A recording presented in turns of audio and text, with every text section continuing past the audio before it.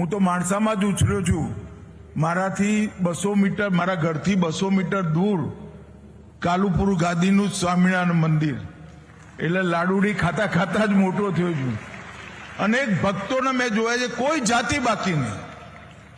એટલે જાતિની સમસ્યાનો બોલ્યા વગર સમાધાન કરવાનું કામ સ્વામિનારાયણ ભગવાને કર્યું. અને એક અન્ન ક્ષેત્રોની શરૂઆત એ વખતે કરી.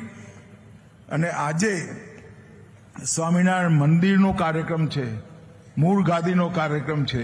હું નિશ્ચિત રૂપે કહીશ, મારે કોઈના માટે કંઈ ઓછું નથી કહેવું, પરંતુ એટલું ચોક્કસ કહીશ કે નિવર્તમાન આચાર્ય મહારાજના નેતૃત્વમાં આ ગાદીએ ધર્મની બધી જ મર્યાદાઓને અક્ષુણ્ણ રાખવાનું કામ સ્વામિનારાયણ ગાદી, અને બહુ મોટી ઉપલબ્ધિ છે.